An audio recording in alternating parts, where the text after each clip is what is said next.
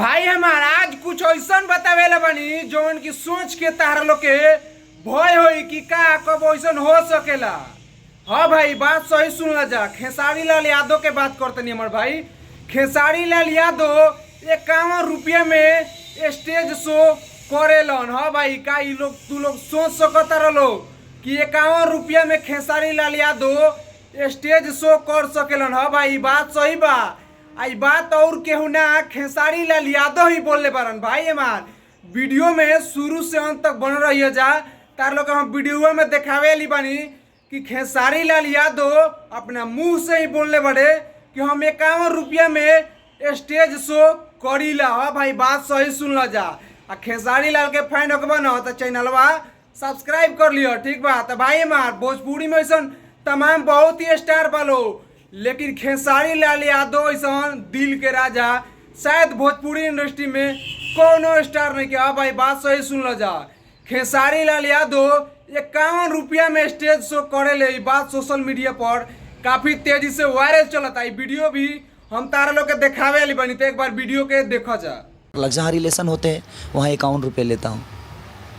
तो भाई हमार देख ले लो वीडियो ये काफी तेजी से सोशल मीडिया पर वायरल चलता वीडियो कि का खेसारी लाल यादव कब 51 रुपया में स्टेज शो कर सकेले और जा सकेले। भाइयों बहुत ही तमाम स्टार बालो लेकिन खेसारी लाल यादव जैसा दिल के राजा भोजपुरी इंडस्ट्री में अभी तक कोनो स्टार नहीं खे। हाँ भाई बात सही सुनना चाहिए। यही से खेसारी लाल यादव के गाना हरदम ट्रेंडिंग में रहेला और सर्च लिस्ट में 1 नंबर पर रहेला। बात हमार सही बा भाई खेसारी लाल यादव के कि खेसारी लाल यादव 51 रुपया में स्टेज शो करत बारे। हो हमार भाई बात सही सुनल जा। खेसारी लाल यादव के मुंह से ही सुनल जा।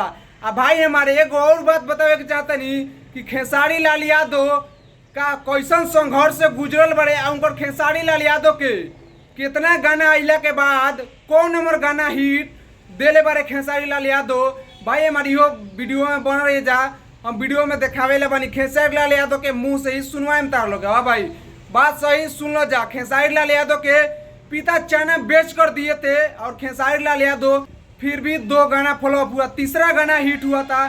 हम ये वीडियो में तार लोग के दिखावे ला बनी खेसारी लाल यादव के मुंह से ही सुना जाए एक बार वीडियो। मैं सिंगिंग शुरू से करता हूँ, मैं गाता हूँ, मैं कहीं सीखा नहीं हूँ। मैं वो होता है ना कि अंदर पहले से गॉड गिफ्टेड। तो गाते गाते उसी लिट्टी चोखा में से 10 रुपया 20 रुपया जुगा के 100 रुपया 150 करके 15,000 रुपया लगा कर मैं कैसेट गाया था। वो फ्लॉप हो गया था।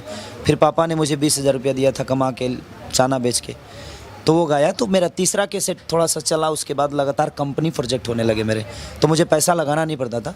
कंपनी मुझे पैसा देने लगी 50,000 1 लाख ऐसे करके। और 2009 में मैं सबसे बड़ा स्टार बन गया भोजपुरी का।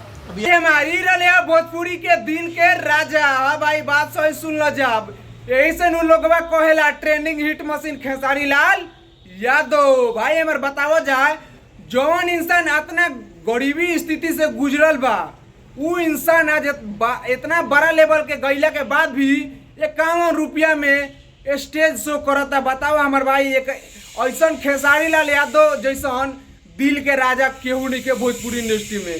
काहे खातिर बहुत जना सबको स्टार कहता लो फलानवा स्टार हई स्टार हऊ स्टार, लेकिन खेसारी लाल यादव जैसा कोनो स्टार नहीं कहता। भाई हमार खेसारी लाल यादव के फैन को पता चैनल सब्सक्राइब कर लियो। खेसारी लाल यादव के हर एक अपडेट आवत रहेला।